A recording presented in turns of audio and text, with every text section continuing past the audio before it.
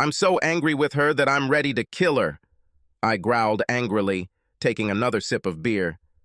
Hey, Johnny, don't even say those things, Billy said, which was kind of funny because Billy had a hotter temp than I did. In high school, he constantly got into fights, and the slightest thing could set him off. But she's cheating on me, I whined. Looks like she's been fucking her doctor friend for a couple of months now. How could she do this to me? Billy ordered us another glass and, when we sat down at the table, asked me to tell him what happened. I didn't really want to go into details, but still, oddly enough, I felt drawn to talk about it. Something like a conversation about a previous operation. So I started from the beginning. I always thought Doris and I had a very good marriage. Of course, we fought from time to time about things. What couple doesn't? But then we always kissed and made up, and that's all that mattered. In terms of money, we had a pretty good life together. I dropped out of college my sophomore year.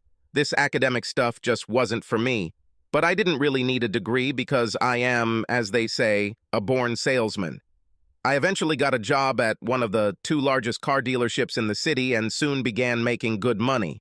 So Doris and I got engaged when she was a freshman and married when she was a senior. The funny thing is that Doris also went into sales. After graduating from university, she went to work for one of the large pharmaceutical companies. This basically meant that she sold prescription drugs. Anyway, we weren't rich or anything, but we were doing well. No children yet, but it will come. At least that's what I thought. The first thing that attracted me to Doris was her figure. When I first met her, she was slim and fit. What's even better is that even after 6 years of marriage, she remained that way. Some of it was good genes, I think, but she also became obsessed with working out. She goes to the gym 3, 4, even 5 days a week.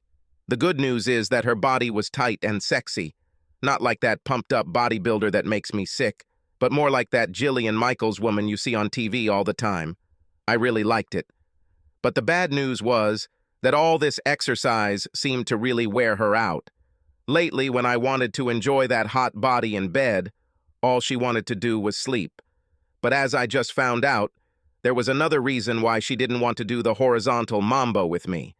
That reason was Morris Fisher, one of the doctors she saw regularly. I accidentally stumbled upon an affair between my wife and the good doctor. Even though she is the smartest in our family, Doris is the type of person who always forgets things. I can't even count the number of times we had to look for her lost cell phone or go back somewhere to pick up a purse that had been left behind. So it wasn't unusual that she left her laptop at home when she left for work this morning. But what was a surprise was the letter that I found in my mailbox entitled, "It was so hot yesterday." Of course, I opened it right away. In short, it became apparent that he and Dr. Fisher had been using email to arrange meetings at the motel for months. From the contents of the other letters I read, it was quite obvious that they were not meeting to compare the relative merits of different drugs. When I dug through her email and saw what she was saying to him, it also became clear that this was much more than just a casual hookup. They were both in the midst of a full-blown affair. I didn't expect this, I moaned pitifully to Billy. What should I do, Guy? Well, if it were my wife, I'd give her a fish sandwich right before I tossed her to the curb, Billy said smugly. No, I could never hit Doris, I said. I'll just have to divorce her and live my own life. But I would really like to get back at Dr. Morris Fisher for ruining my marriage. While I was sitting and drinking, an idea came to my mind. I leaned across the table and quietly said to Billy, "Hey, buddy, can you help me get a little revenge?" I think I know how we could make sure it doesn't affect us. Billy's eyes sparkled. "Tell me what you came up with," he said impatiently. My idea was simple. We'd use Doris' email to lure the good doctor back to the motel, only we'd be the one waiting, not her. We'll tie him up, take his clothes, and leave him there in his underwear. Then we'll call the TV news so they can film him when the police rescue him. This will show the world his true colors. But he'll find out we did it, Billy protested. I've thought of everything, I assured him. We will be wearing ski masks and surgical gloves to avoid leaving fingerprints. Everything will be perfect. Okay, smart guy, but you're forgetting one thing, Billy said. If he receives a letter from your Doris, he will guess that it was you who sent it. Perhaps, I agreed. But even if so, it is unlikely that he will say anything. If he does that, he'll have to admit that he had an affair, and I'm willing to bet his wife won't be too happy about that. Billy looked at me shrewdly. Maybe you're right. Besides, he may suspect you, but he won't be able to prove anything. Especially if I delete the email from Doris's computer after I send it, I said triumphantly. Come on, Billy said. I hate fucking cheaters. That damn doc owes you for fucking your wife. Okay, here's how we'll do it. I'll email him from Doris's computer tonight and set up a meeting at their regular motel right after dinner. Tomorrow morning you will go and book a room. When he appears, we will capture him. And then we'll cut off his penis, right? Billy asked impatiently. No, I said hastily. We don't want to get caught. We will gag him, strip him, tie him to a chair, and leave him. I'll make an anonymous call to the police about a disturbance in the room, and you call your TV buddy and tell him the police are investigating something serious at the motel. It'll be all over the news. He'll be the laughingstock of the whole town. If he kept his mouth shut, he would still be very embarrassed because everyone would know that he was hiding in the hotel. And if he tells them why he went to the motel in the first place, everyone will know about his affair with Doris, and then I will throw her out. Sounds great, Billy said readily. Cannot wait. Just remember one thing, Billy, I added. When you rent this room, don't use your credit card. Why is this? I tried not to roll my eyes. Because you don't really want the police to find out who rented the room where the doctor was captured, I said impatiently. Well, yes, Billy said. I mentally shook my head. Billy was a great guy, but he won't win the Nobel Prize anytime soon. That evening, when I returned home, I acted as if nothing had happened. I even hinted to Doris that I would like to have some fun in bed after dinner, but she quickly rejected the idea, as I expected. I didn't know if Fisher had tired her, or if she was so fixated on him that she didn't want me to touch her. Either way, I'll give this one up, traitor, as soon as I take revenge on her lover. After she went to bed, I found her rolling suitcase, the same one she used to carry all her drug samples and doctor crap. Of course, the laptop was inside. When I ran it, I found that the email was password protected, but I expected that. Due to her forgetfulness, Doris kept the passwords written down on a piece of paper tucked into her wallet. I pulled out a piece of paper, typed in the password, and bingo. Has entered. I quickly started typing out my little invitation to the love doctor, and I was pretty sure I knew how to express it so that he couldn't resist. But halfway there, I stopped abruptly. We had a big problem. Billy was going to get a motel room tomorrow, but I needed to know right now which number to give the good doctor. Keep it up, dumbass! I cursed myself. And you won't win the Nobel Prize this year either. I quickly called Billy. When he answered the phone, I asked, "Can you talk?" "Of course I can," he replied. "Can't you hear me?" No, I almost shouted. "I mean, can you talk without Phyllis hearing you?" "Oh," he said. "She's not here, speak up." When I explained my dilemma, Billy said, "Just make an anonymous call to the doctor tomorrow and tell him the room number." "Yes, that will work," I said sarcastically. "Don't you think that he might suspect something was wrong if some man called him and told him where to meet my wife to do sex?" "Well, yes," Billy said, and I suppressed a groan, and then it dawned on me. "I understand," I said impatiently. "When you go to the motel tomorrow, rent a room for 2 days. Then I will write to the doctor tomorrow evening about the appointment for the next day and which room to go to." "Okay, but what will we do with the room tomorrow?" "We won't do anything," I said, trying to contain my irritation. "Well, I think it's a waste of time," Billy said. "Besides, I don't think my credit card can afford 2 days." "No credit cards, Billy." I screamed and then covered my mouth with my hand because I didn't want to wake Doris. "Listen, Billy, if you don't have enough money, I'll give it to you, but only in cash, not with a credit card. Don't forget, pay in cash. He agreed, but I had a bad feeling. However, Billy did what I told him and called me back the next day with the room number. "It's not a problem, Johnny. The receptionist didn't even look at me and I paid in cash as we agreed. And here's the thing, we have room 101. It's at the very end, so it should be very quiet." "Sounds great, buddy. Well done. I will send this letter tonight and you take what you agreed on." "What else, Johnny?" I let out a deep sigh, but managed to maintain my composure. "Duct tape and your camera," I reminded him. "I'll bring surgical gloves and ski masks for us." "Oh, yes," he said. After hanging up the phone, I cursed quietly. If he says, "Oh yeah," one more time, I swear I'll scream. Doris went to bed early again, so I had no problem texting Dr. Fisher. In the letter, I promised him hot sex, like he had never had before. If only he would show up in room 101 at the motel tomorrow at 1 o'clock in the afternoon.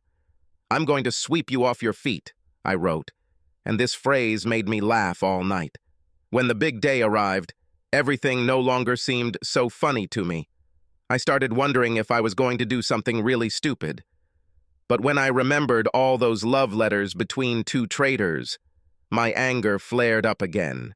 Dr. Fisher deserved all the humiliation he was about to suffer, and so did Doris, for that matter.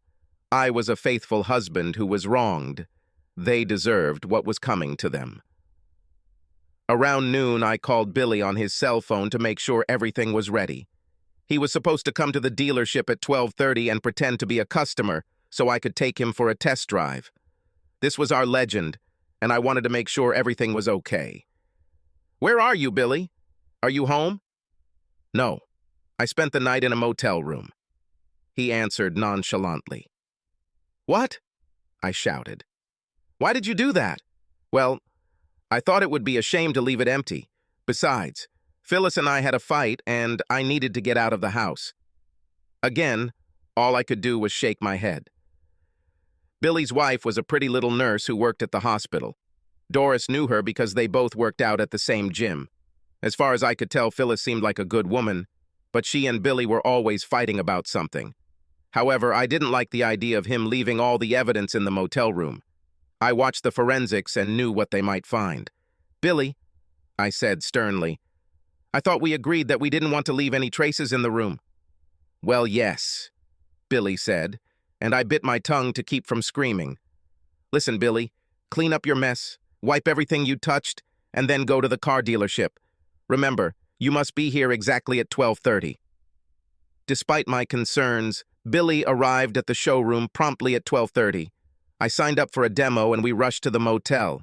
When we got there, I handed Billy a pair of surgical gloves and pulled on mine. Then we entered the room. It was a mess, as I expected. At first, I was afraid that Fisher might show up early, but when has the doctor ever shown up on time? Be that as it may, working together, we tried to put everything in order before he arrived. Billy and I closed all the blinds and curtains in the room, and then I turned off all the lamps. The last thing I did was adjust the small latch to keep the door slightly open. We then pulled on our ski masks and retreated around the corner. It was very dark except for the light leaking from under the door. As we waited in silence, Billy surprised me when he leaned over and whispered in my ear, "It's really creepy here." It took all my strength not to choke him. "Quiet, Billy," I hissed. "He could be outside right now." "Oh, well, yes." Before I could answer, we heard footsteps in the hallway. I shushed Billy and pointed at the camera in his hand. He nodded, and I hoped that meant he remembered what he was supposed to do. I peeked around the corner. At that moment, the door opened, and a man entered the room. "Hey, Doris, where are you, sexy lady?" he called playfully. I nudged Billy to get ready. "I'm here," I said in a whisper. And when he turned in our direction, Billy turned on the camera. The flash hit the doctor square in the face, and he screamed as the bright light blinded him. I waited until he stopped rubbing his eyes, and when he lowered his hands, I hit him. I'm a pretty big guy, and I've been in fights, so I knew how to handle myself. I must have added a little extra to this blow because the doc fell like a stone onto the carpet. I started dancing, swinging my aching fist. "It hurts like hell," I moaned. Luckily, Billy was all business. He made sure the room door was closed and locked, then returned and checked on his lover. He whistled. "You really nailed it, Johnny," he said admiringly. He turned off like a light. "Quiet," I hissed, "and don't call me by name." "Sorry, Johnny." "Come on," I commanded. "Help me take off his clothes." We took off our ski masks and tried to undress the doctor. You'd be surprised how difficult it is to undress a limp body. But after much tugging, we stripped the doctor down to his blue-striped boxers. Neither of us wanted to touch his private parts, so we stopped. Then we sat him on a chair and taped him down. Even though he seemed to be unconscious, I didn't want to risk him waking up and screaming, so I also taped his mouth. "Okay," I said, "we're done. Let's throw his clothes in the trash can in the parking lot and then head back to the dealership." "Are you sure you don't want to cut that bastard's dick off?" Billy asked, pulling out a sinister-looking folding knife from his pocket. "Put it away, Billy," I said hastily. "We already talked about this. All we want is to humiliate him, not maim him." "Okay," Billy said, and, to my relief, he put the knife away. We gathered the rest of the doctor's clothes and headed for the door. When we left, I used the metal latch to keep the door from closing. "Why did you do that?" Billy asked. "So that the police and reporters can easily enter the room," I told him. "Well, yes," Billy said. I sighed nervously, and we headed to the back door of the motel. On the way back to the dealership, I threw the doctor's clothes, gloves, and ski masks into the trash. When we returned, Billy climbed into his pickup truck to leave. I leaned over to him to make sure he remembered what to do next. "I'm going to make an anonymous call to 911 to report a disturbance at the motel. As soon as you get home, call your TV buddy. Tell him you just saw the police pull up to the motel, and it looked like something serious had happened." He nodded, and I could only hope that he understood everything correctly. The test drive I took with Billy lasted a little longer than usual, but no one said anything about it. I mentally breathed a sigh of relief. Looks like we got away with it. The rest of the day seemed to drag on forever, but finally the day was over and I hopped in the car to head to the bar to meet Billy. I was so excited that I almost felt high. The thought of seeing the good doc being led out of a dingy motel in his underpants on the 10 o'clock news almost made my mouth water. It would be even better to see Doris's face as she watches it with me. Billy, of course, was already sitting at the table and waiting for me with a beer. "Well," I asked impatiently, "did you call your friend, as we agreed?" "Yeah," he said, and took a long sip from the bottle. "Did the reporters film the doctor leaving the motel?" "Certainly." "Well, what did your friend say? What did Fisher look like?" Billy just shook his head. "It's hard to say in a body bag." "Body bag? What body bag?" "The body bag in which the doctor lay." I stared at him in horror. "He was dead, Johnny," Billy said. "He had to be carried out in a bag." "How is this possible, Billy? When we left, he was fine, except for a bruise on his jaw." "Someone must have come into the room after we left and finished him off, Johnny.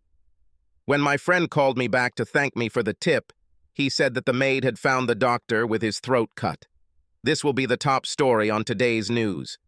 To this day, the only time in my life I've ever felt woozy was when I licked really hard while playing football in high school. But then I felt like I was going to faint. The worst thing that could ever happen. I took a long sip of beer to calm myself down and stared at Billy. "Do the police know who did this?" "Nope," Billy answered calmly. "My friend said that no one saw or heard anything. Listen, Billy, this is bad. Very bad. We could be in real trouble." "Why?" he asked. "We didn't kill him." "You and I know this, but the police don't know this," I said irritably.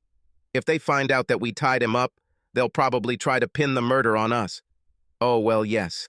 I wanted to lean across the table and strangle him, but I knew now was not the time to lose control. "Look, Billy, we have to keep this a secret. You won't tell anyone. Not Phyllis, not your TV news buddy, not anyone. If you spill the beans, we could end up in jail, you know?" "Of course, Johnny, of course." "I really hope that the police will immediately find whoever killed him. As soon as they make an arrest, we will be out of danger." "Don't worry, Johnny, I'll keep my mouth shut," he said, doing that stupid hand and mouth gesture we learned in 5th grade. I thought I was going to throw up. When I went home, I could only pray that Billy would remain silent, but I doubted that he would be able to hold out much longer. I was sure that if the cops ever took him in for questioning, we were doomed. Why the hell was I trying to get revenge on that bastard doctor? Why didn't I just file for divorce from Doris and leave it at that? Doris! Heck, I was planning on meeting her tonight about her cheating. Well, now I'll have to leave it. I just have to go home and act fat, dumb, and happy around her. How painful it is. I hoped I could fake it well enough to fool her. When I returned home, everything turned out to be even worse than I expected. Before I could enter, Doris ran up to me and burst into tears. "What's the matter, honey? What's happened?" "Oh, Johnny," she sobbed. "This is so terrible." This dear Dr. Fisher, to whom I always turned, was killed. It's all over the news. "I can't believe this," I said, trying to sound shocked and sympathetic. "What's happened?" "His body was found in the motel room," she moaned. "His throat was cut. I know I shouldn't have said this, but I couldn't resist." "They found him in the motel room?"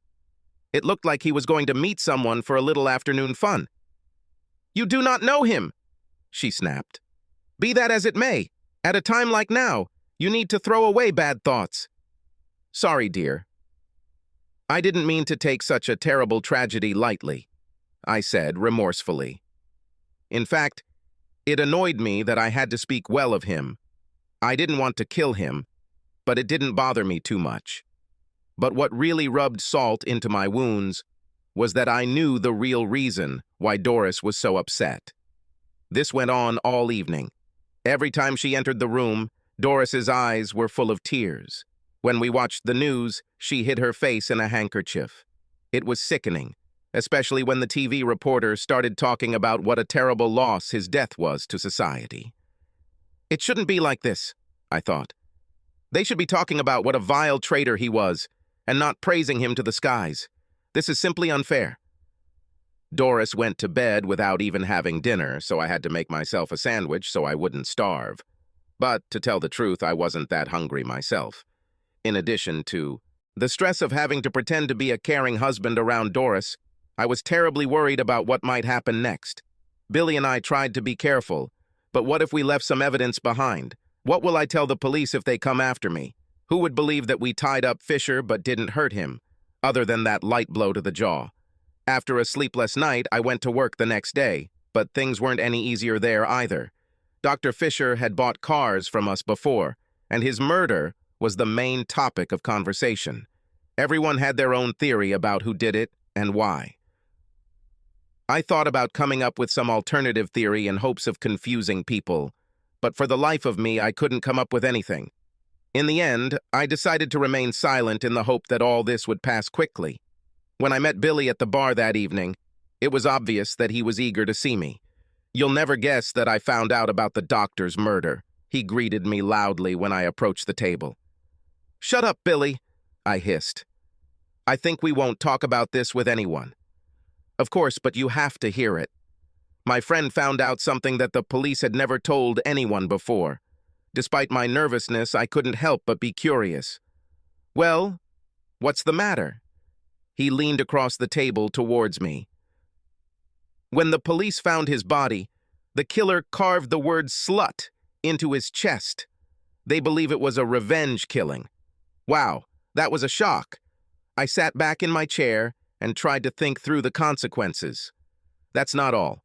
The cops are pretty sure the killer is a man. They don't think a woman would be strong enough to knock him out, strip him, and put him in a chair. They figure it would take a pretty big guy to do all this. This latest news made me dizzy. Oh God, Billy, now I'm in. If they ever link us to this case, I will most likely end up in the electric chair.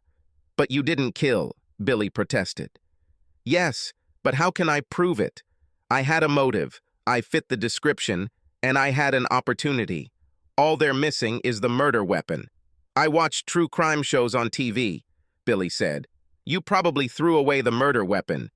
"Billy, this won't help me. I didn't kill, did I?" "Oh, well, yes. If I was scared last night, today was even worse. Hell, if I looked at all the evidence, even I myself would think I was guilty. The only positive thing was that I had the day off tomorrow and didn't have to listen to all this endless murder speculation. but it didn't help me fall asleep easily. The next day, Doris went to the gym, probably to try to get rid of her sadness through exercise. I decided to try to take my mind off my worries for a while by doing some yard work. It was a beautiful day, and the lawn definitely needed mowing, so I stripped down to my old shorts and got to work in the yard. While I was cutting the grass, a car stopped in front of our house, and an attractive young woman got out. She moved towards me, and I quickly turned off the lawnmower engine. "Is your wife at home?" she asked, looking at me carefully. "No, sorry," I told her with a smile. "You just missed each other." "I'm her husband, Johnny. I am alone." She reached into her purse and pulled out a card. "I'm Detective Monica Ferguson. Could you ask her to call me when she gets back? I'd like to ask her a few questions about Dr. Morris Fisher." I trembled with fear. "Why do you want to talk to your wife about him?" I asked, too hastily. The detective smiled and patted my hand. "Don't worry," she said. "We're just trying to talk to everyone who had contact with Dr. Fisher. His office staff told us that your wife is a pharmaceutical company representative and visited him regularly." "Oh, yes," I said. "Damn," I thought. "That sounds as stupid as Billy said." As I mentally berated myself, she continued to look at me appraisingly, and I wondered if she was flirting with me or assessing my criminal potential. Finally, she asked, "Did you know Dr. Fisher?" "Of course I knew him," I said, and immediately realized what I had said. I mean, I knew about him through Doris, but I never met him. She looked at me a little longer and then said, "Don't forget to ask your wife to call me." Then, just about to leave, she paused and added, "See ya." I looked at her as she walked away. Why the hell did I say I knew Fisher? I asked myself. I wonder if that sounded suspicious. And what did she mean by "see you"? Needless to say, the peace and tranquility I achieved working in the yard is long gone. That evening, the local evening news featured an interview with the police chief about Fisher's murder. "We have discovered important new evidence and hope to make an arrest soon," he said pompously. My blood pressure was trying to climb Everest. I couldn't wait to meet Billy and see if his friend knew anything about this. Even before we sat down at the table, I began bombarding my friend with questions. "The boss is bluffing," Billy said decisively. "My friend says they have nothing new. They're just hoping to get someone out of hiding. But the guys from the crime branch had enough time to comb through the motel room with a fine-toothed comb. Maybe they discovered something. My friend says that so many guests stayed in this room, and it was cleaned so often that they didn't find anything useful," Billy said. Then a worried expression appeared on his face. "You look bad, Johnny. You need to calm down a little. Don't let this thing get to you." "It's easy for you to say," I snapped. "A police detective didn't come to your house yesterday." "Was it a woman named Monica?" he asked. When I nodded in surprise, he continued, "Yes, the same one was in the hospital. She even talked to Phyllis. They have nothing. They are just grasping at straws." As I left the bar, I kept thinking about what Billy said. How could he be so calm when I was going crazy with worry? How could he be so sure that his friend really knew the whole story? I eventually came to the conclusion that Billy's optimism was the direct opposite of his IQ. And since I snuck a peek into his IQ file before he was expelled from school, the thought scared the crap out of me. After another sleepless night and several handfuls of antacids, I knew I had to do something. There's no way I'm going to hold out until the police catch the killer, especially since the one they're most likely to catch is me. My only hope of saving my neck is to try to find the real killer myself. The only problem with this plan was that I had no idea how to handle a murder investigation. Sure, it looked easy on TV, but how would I do it in real life? Think, I convinced myself. Okay, I have to assume whoever killed the doctor knew him. It seemed unlikely that a complete stranger would wander into a motel room and kill a doctor taped to a chair. What about that slut that was carved into Fisher's chest? If it's a random act, I'm willing to eat my hat. So the question was, who besides me wanted to kill Dr. Fisher? No, wait. I didn't want to kill the doctor, I just wanted to humiliate him. It was someone else who really wanted him dead, but who? Since I didn't know Fisher, I'll have to talk to someone who did to get the answer to this question, and the best source I could come up with was his wife. Perhaps she could guess who might have a grudge against her late husband. So now all I had to do was find a way to get her to talk to me. A complete stranger. I admit that what I did next was really stupid, but every minute I fell more and more into despair and could not think of anything else. So the next weekend I went to the store and bought myself a toy detective badge painted gold. It will never stand up to scrutiny. All I could hope for was a bluff. Plus, I saw someone do something similar in a movie that was based on a true story, so maybe it would work in my case. So I put on a suit and tie and drove to the home of the late Dr. Fisher. This was quite impressive, as one would expect from a successful doctor. I sat in the roundabout driveway for a minute, trying to work up the courage to go see the doctor's wife. I knew the chances of her talking to me were slim. The chances of learning anything important are even less, even if I managed to talk to her. But I also knew for sure that I didn't want to go to jail and become Bubba's boyfriend, so I finally went over and rang the doorbell. The woman who answered the door reminded me of cut flowers that had been sitting in a vase too long. The beauty was still there, but I saw that it was quickly disappearing. I also saw a glass of whiskey she was holding in her hand. This also did not improve her appearance. "Good afternoon, Mrs. Fisher. I'm a detective." I handed her the badge. "Another one?" She interrupted me. "Well, I hope you are a good policeman." What?" I asked. "Isn't that what you do? The woman I talked to the other day was definitely a bad cop, so I hope you're a good cop." Well," I stuttered. "Nothing," she said. "Come in," and motioned for me to enter. "Would you like to have some whiskey and soda with me?" she asked, leading me to her room. "No, thank you," I said. "I'm on duty." "Well, there's no point in wasting whiskey," she replied and began to mix herself some more. Judging by the unsteady gait, this was not the first dose of the day.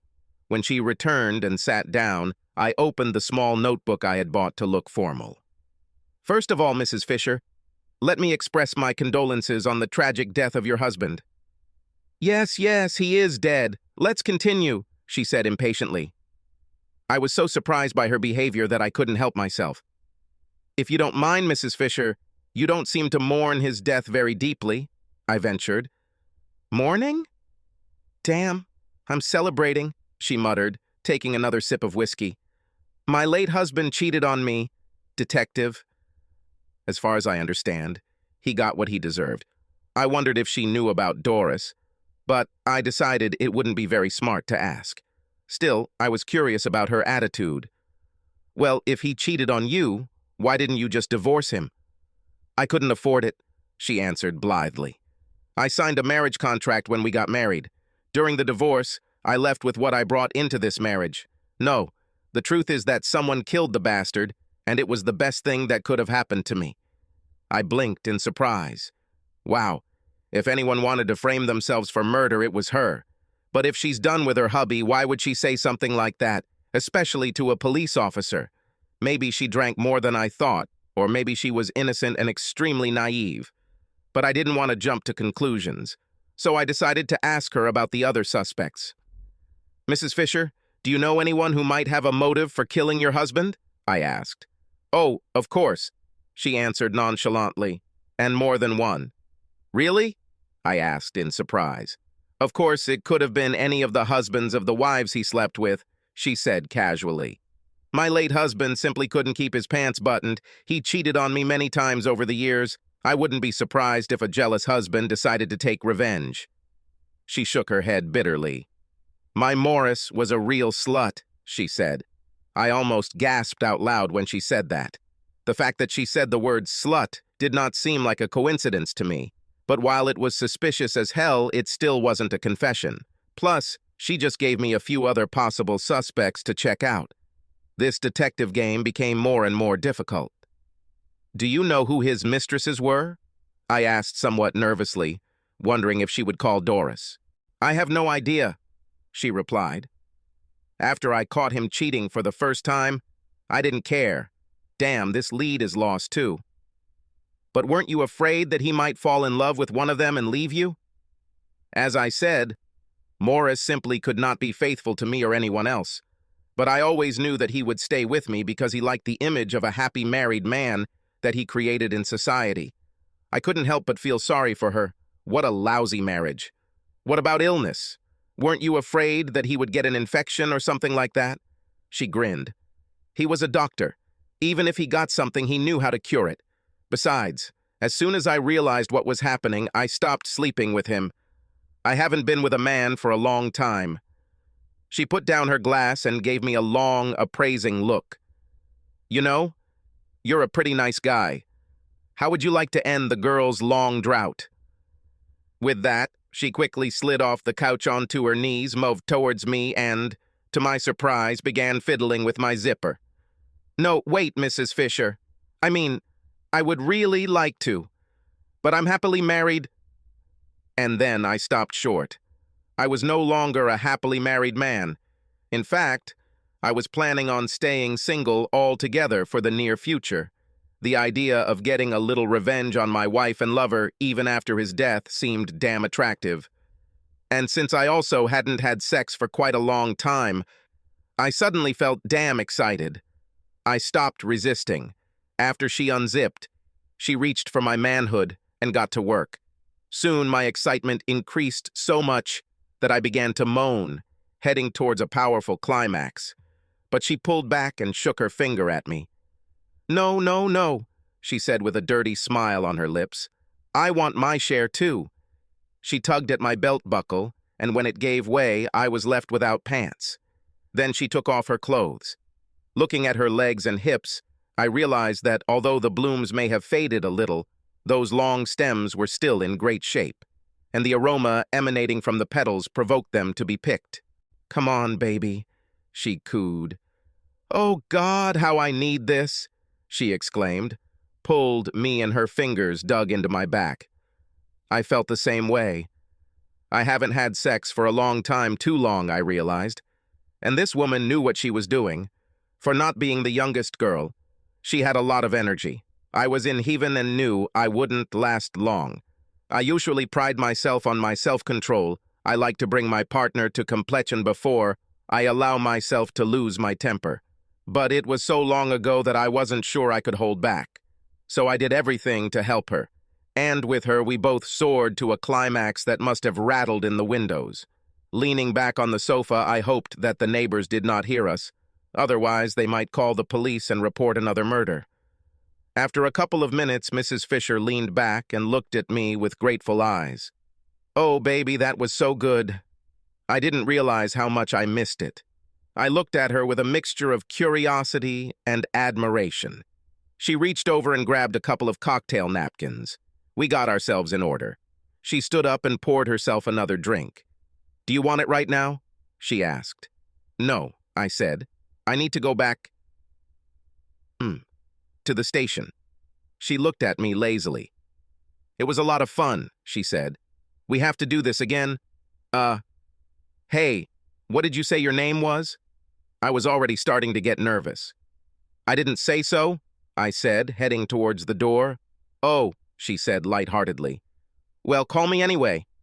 With that, I slipped out the door and hurried to my car. As I pulled away, I felt satisfied with the unexpected interlude I was enjoying, but my mood quickly darkened as I thought about everything she had said to me before she jumped on me. If Dr. Fisher really was such a lover of married women, he could well have become the victim of a jealous husband. This seemed like a promising line of investigation. There might be a few guys out there with a motive. But how the hell am I going to investigate them if I don't know who the doctor's other lovers are? For that matter, the more potential suspects there are, the harder it will be for me to narrow down the list. Then I thought about Mrs. Fisher. While I found her to be an experienced and enthusiastic lover, I couldn't help but wonder if she might also be a cold-blooded killer. If she saw an email invitation for her husband to come to the motel, she could wait until Billy and I left, and then sneak inside and take revenge. This way, she can inherit her husband's property while we are accused. I had to admit, it was pretty clever, if she really was a killer. But if she killed her husband, Why would she tell the detective about her motives? It seemed like a really stupid thing to do. But what if she's more cunning than she seems? What if she intentionally revealed the prenuptial agreement to throw me off the scent? For that matter, was she really just a horny widow? Or was she screwing me to distract me? The more I thought about everything, the more my head began to hurt. Thank God it's time to meet Billy. I needed to discuss everything with someone. Over a cold glass, I told Billy what I had learned from Mrs. Fisher. My problem, I told him, is that now I have more potential suspects, and I don't know what to do with them. How will I ever find the real killer? Well, Billy opined, if you knew who it was, I bet you could make a lot of money. I looked at him in confusion.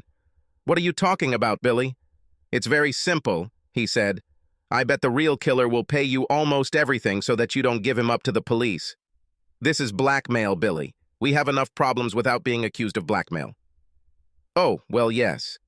But instead of getting angry at Billy, I started thinking about his proposal. Wait a minute, I said. Maybe this isn't such a bad idea. I once saw this on TV. All we have to do is make it clear that we know who did this dirty deed and that we need money to keep quiet about it. And then, when someone shows up to make the deal, we'll catch the real killer. Wow, that's very smart, Johnny, Billy said. Then his smile disappeared. But how are you going to report this killer if you don't even know who he is? I think I know a way, I said smugly. How did the killer even know that we would meet Dr. Fisher at the motel? As far as I'm concerned, he, or she, I said, thinking of Mrs. Fisher, must have seen the fake letter I sent from Doris's address. So we'll just send out another one the same way and see who takes the bait. But how will Dr. Fisher get the letter, Johnny? He is dead. I sighed. I know Dr. Fisher is dead, Billy, but his killer is alive, and he's the one we need. He will see the new letter as well as the old one, and when he appears, we will seize him. You're a genius, Billy praised me, and this time I had to agree with him. I decided to put my plan into action immediately. On my way home from the bar, I stopped at an ATM to get some cash. Then I went to a motel and rented a room for 2 days. The receptionist was a bored teenager who was so engrossed in watching TV that he barely looked at me. On a whim, I decided to ask for number 101 again. The killer will flinch when he sees this. I chuckled to myself. The next morning, I got up very early so I could send a message from Doris's address before she woke up. I spent quite a lot of time writing it, and I was very proud of my work. I know who you are and what you did with that slut, Fisher. If you don't want me to go to the police, you better come to the same room in the same motel where Dr. Fisher died. Be there tomorrow at 2 o'clock in the afternoon and bring $20,000 in cash with you. Otherwise, this should be enough, I thought. I clicked send and then deleted the sent message from Doris's computer, just like last time. The trap is set, I told myself. Now let's see who bites. I went to work as always, but it was hard for me to concentrate. I kept wondering who would show up in the motel room tomorrow. I realized that I might not even know this person, especially if he was one of the angry husbands. By the time I finished work and went to the bar, I was dying to talk it over with Billy and see his reaction. But Billy wasn't there, and although I waited almost an hour, he never showed up. This made me really nervous. Billy was always ready to drink beer. What could happen to him? As I drove home, my paranoia continued to grow. What if Billy was taken by the police? What if he told them everything we did? What if they are waiting at my house to arrest me? I was so consumed by my fears that I made it home before I even knew where I was. Fortunately, no one was waiting for me there. Even Doris had not yet returned home. Just a few minutes later, I heard Doris drive up, and by the time she entered the house, I was already her loving husband. But it didn't really matter what I looked like because she was hyped up. "You'll never guess what happened today," she said excitedly. "Your friend Billy is hiding from the law." I thought my heart would stop, but Doris didn't even notice. He and Phyllis had a big fight and he gave her a black eye. She called the police and he drove off in an unknown direction. Oh God, I thought.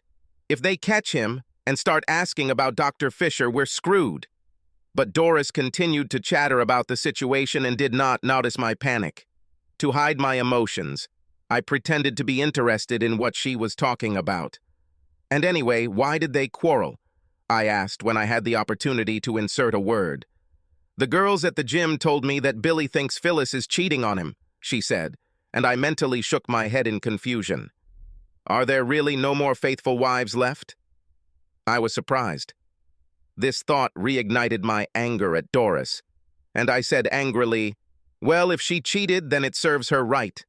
I thought Doris would attack me for that little remark, but she didn't respond. This only made me angrier. What hypocrisy, I thought. You're the worst liar I know, but if I raised a finger on you, you'd fucking scream. But for now, I kept my thoughts to myself. I said nothing more to Doris at dinner and then went into the study to think over recent events. Suddenly, a terrifying thought came to me. What if Billy is the killer? I remembered the folding knife he had with him when we tied up the doctor. What if Billy sneaked back and killed the doctor after we left the motel because Phyllis cheated on him? I didn't want to believe it, but it all made some terrible sense. Then an even more terrible thought occurred to me. What if Billy decides to show up at the motel tomorrow? I'm bigger than him, but I'm not sure I can beat him in a fight, especially if he brings a knife. I decided it would be better to take extra protection with me, so I went down to the basement and took out my pistol. I haven't fired it in a while, but it seems to be fine. The next morning I went to work as usual, except I had a gun in the car. After lunch, I told the manager that I needed to rest for the rest of the day.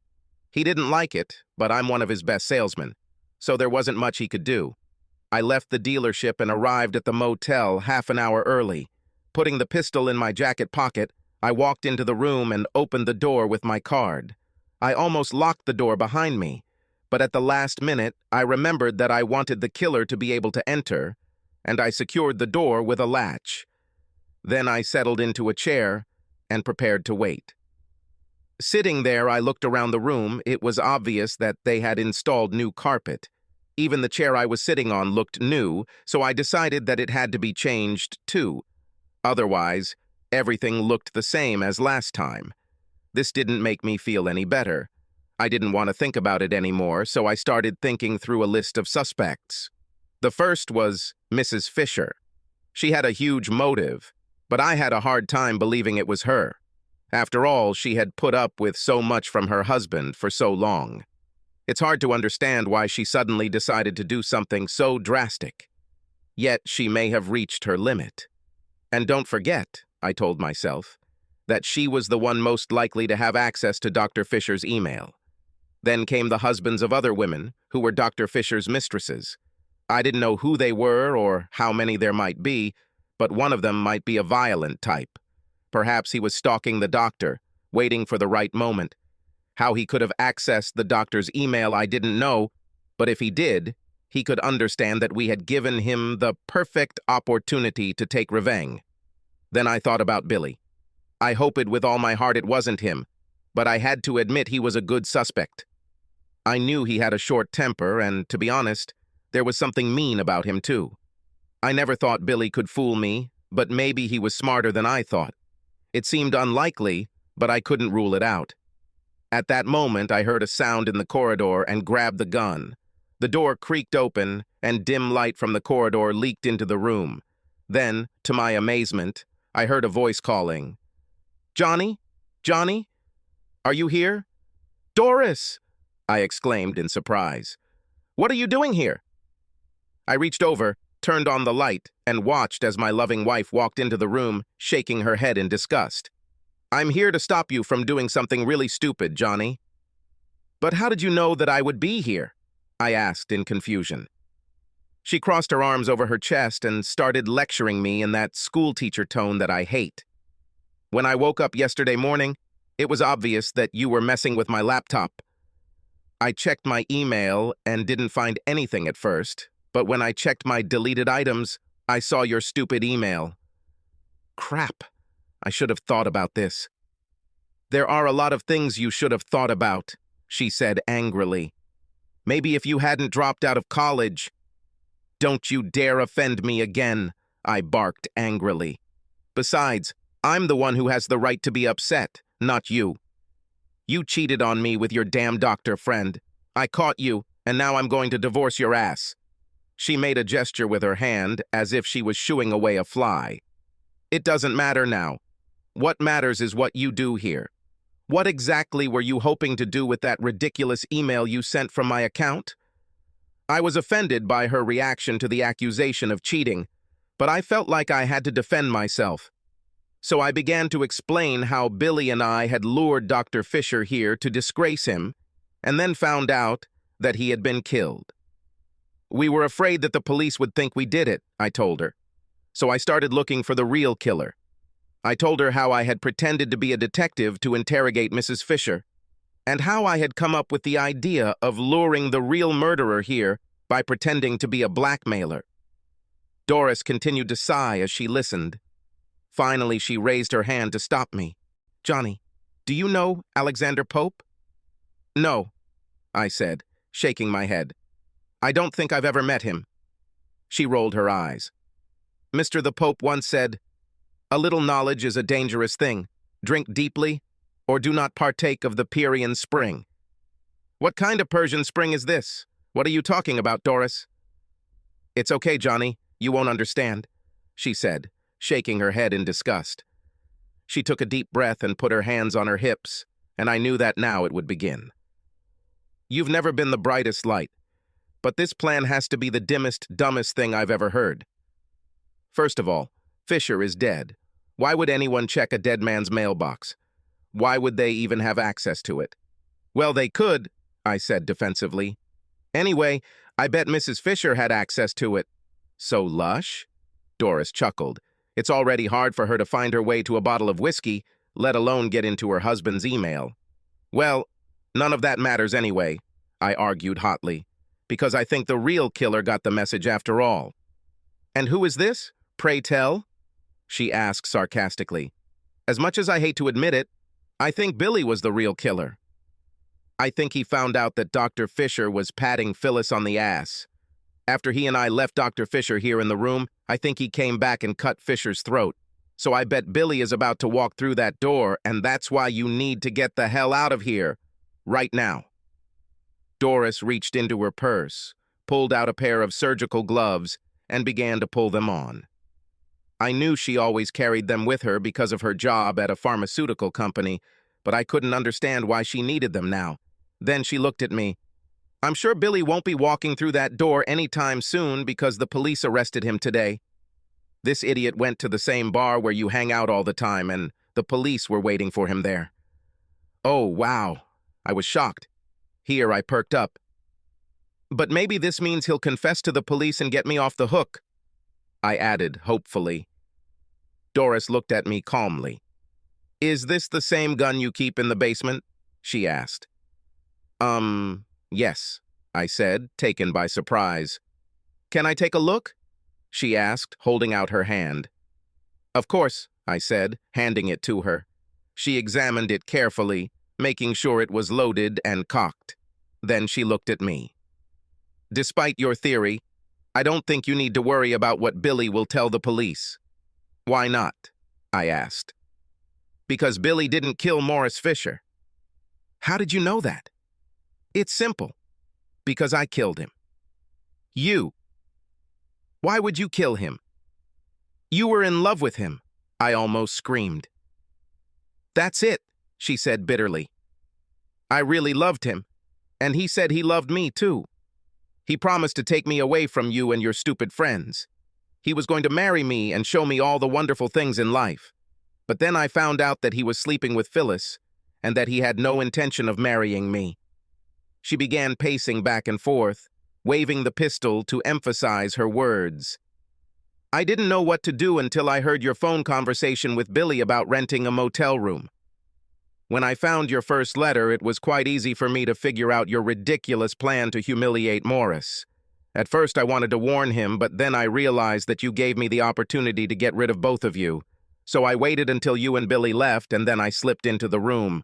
Morris was so happy to see me that he almost cried. But when I told him that I found out about Phyllis, I saw fear in his eyes. When I pulled out one of his own scalpels, he began to beg. And then he tried to scream when I carved the word slut into his chest. But you can't scream loudly through the duct tape.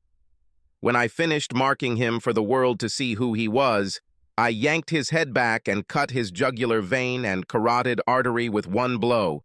Even with all the details, her story still didn't make sense to me. "I can't believe you're capable of doing this," I protested. "Besides, you cried and cried that evening when his death was announced on TV.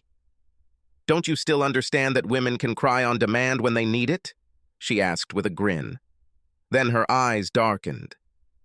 "Have you ever read that hell hath no fury like a jilted woman?" "Oh, wait.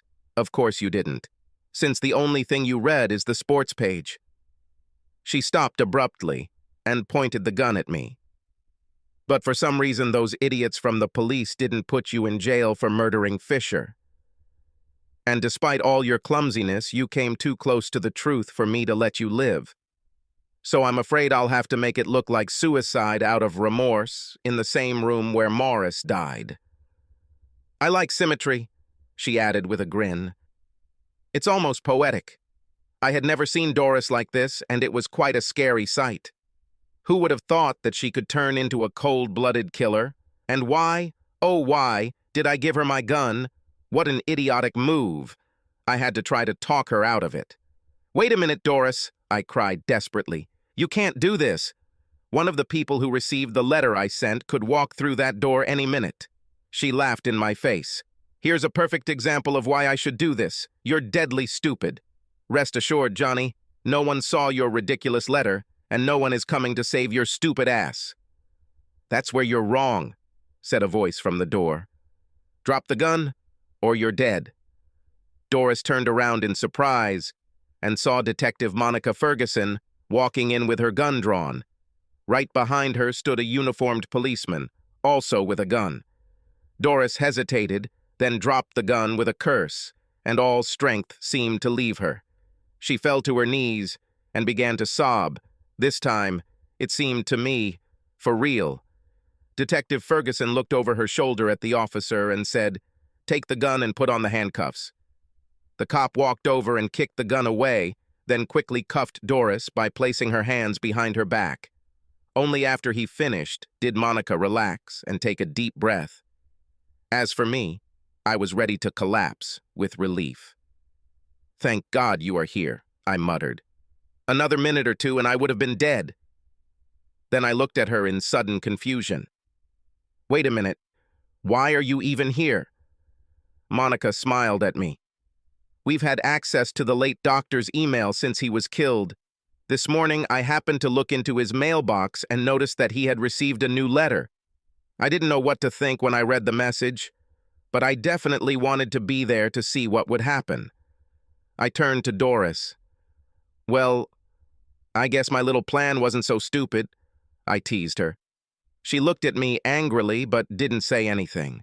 The policeman lifted Doris to her feet and led her to the police car. Monica and I followed her, and as we walked, what she said came to me. "If you had access to Dr. Fisher's email, how did you not find out about his affair with Doris?" Monica shook her head. "We didn't find out anything because Dr. Fisher was very secretive. Apparently he had a habit of erasing everything that came into the mailbox as soon as he read it. Maybe he was afraid that his wife would find out." Like she cares, I thought, remembering our little meeting. But I kept it to myself. There was no point in muddying the waters, I decided. As the officer secured Doris in the back seat, I began to think about the future. "So, what will happen to me now?" I asked Monica. She patted my arm reassuringly and smiled wryly. "Well, that's up to the district attorney, of course, but I bet he won't even bring any charges against you. Dr. Fisher is dead, and now we know who really killed him. Under these circumstances, I doubt we can get the angry husband convicted of assault." "Well, no matter what happened," I said, "if it weren't for you, I would already be dead. If there is anything I can do to repay you, just let me know." She gave me a long, slow look from head to toe, and then gave me a big smile. "When this is all over, Maybe I'll have to stop by the car dealership where you work and see you. I was looking for something new, something that would bring a little excitement into my life. Maybe you can help me with this." Then she winked at me. And you don't have to be a Nobel Prize winner to understand what that means. Subscribe to our channel so that your second chaff doesn't cheat on you, and go ahead and listen to the next story, because this story is nothing compared to the next one. If you're under 18, don't even think about listening to the next one.